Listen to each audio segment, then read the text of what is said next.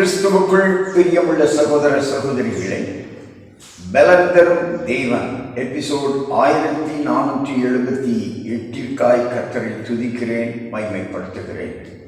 இந்த நாளிலும் நீதிமொழிகள் 28 அதிகாரம் 13வது வசனத்தை நான் உங்களுக்காக வாசிக்கின்றேன்.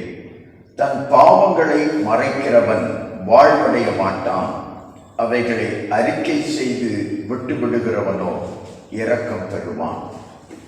இயேசு கிறிஸ்து இந்த உலகத்திலே வந்ததனுடைய நோக்கங்களில் பிரதானமான ஒன்று பாவிகளை ரட்சித்து நல்வழிப்படுத்த. பாவிகளை ரட்சிக்க மனுஷகுமாரனுக்கு அதிகாரம் உண்டு. ரோமர் 6 அதிகாரம் 23வது வசனம், இந்த உலகத்திலே மனிதன் பாவத்திலே வாழ்ந்து பாவத்தின் சம்பளமாகிய மரணத்தை ருசி பார்த்து கொண்டிருந்த காலகட்டங்களிலே தேவனுடைய கிருபை வரமாக நம்முடைய கர்த்தராகிய இயேசு கிறிஸ்துவினால் நித்திய ஜீவனை கொடுக்கும்படியாக இயேசு கிறிஸ்து இந்த உலகத்திற்கு வந்தார். வேதத்திலே இன்னும் பார்ப்போமானால் இயேசு கிறிஸ்து நம்முடைய பாவங்களுக்காக ஒப்புக் கொடுக்கப்பட்டார் என்று சொல்லி ரோமர் 4 அதிகாரம் 25வது வசனம் சொல்லுகிறது. பாவத்திலே வாழ்ந்த மனிதனை மீட்டு அவன் பரிசுத்தமாய் வாழும்படியாக இயேசு கிறிஸ்து இந்த உலகத்தில் வந்தார். ஒருவேளை இந்த செய்தியை கேட்டுக்கொண்டிருக்கிற என் அன்பு சகோதர சகோதரிகளே, உங்களுடைய வாழ்க்கையில நீங்கள் இப்படி வாழ்கிறீர்கள்? பாவங்களை மறைத்து வாழ்வீர்களானால் உங்களுடைய வாழ்வு நிறைவான வாழ்வாய் அமையாது. பாவங்களை மறைக்கிறவன் வாழ்வடைய மாட்டான். இந்த பாவங்களை ஆண்டவரிடத்தில் அறிக்கை செய்து விட்டுவிடுகிறவனோ இரக்கம் பெறுவான், கிருபை பெறுவான் என்று வேதம் சொல்லுகிறது. பாவம் ஒரு மனிதனை மரணத்திற்கு நேராக வழிநடத்தும், பரிசுத்தமோ பரலோகத்திற்கு நேராக வழிநடத்தும்.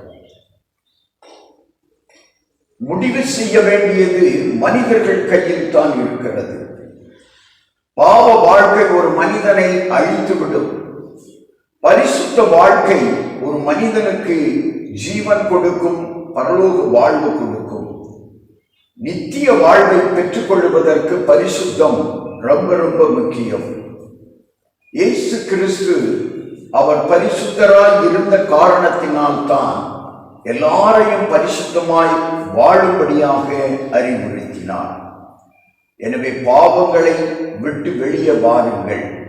பாவம் செய்கிற மனிதர்கள் பாவத்தை விட்டு வெளியே வந்துவிட்டால் இயேசு கிறிஸ்து அவர்கள் பாவங்களை மன்னித்து அவர்களை தம்முடைய பிள்ளையாக ஏற்றுக்கொள்வார். கண்களை மூடி ஜெபிக்கலாம்.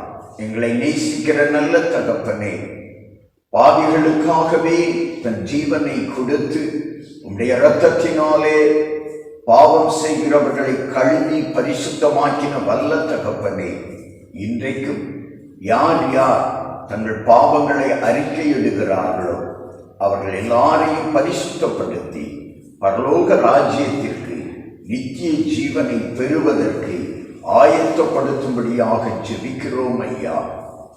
இந்த செய்தியை கேட்டுக்கொண்டிருக்கிற ஒவ்வொருவரும் நித்திய ஜீவனை பெறுவதற்கு உங்கள் பாவங்களை விட்டு வெளியே வாருங்கள், பரிசுத்தமாய் வாழுங்கள். தேவன் உங்கள் பரிசுத்த வாழ்க்கையை எடுத்துக்கொண்டு நித்திய ஜீவனை உங்களுக்கு நிச்சயம் தருவார். இயேசு கிறிஸ்துவின் நாமத்தில் ஜெபிக்கிறேன் பிதாவே, ஆமென்.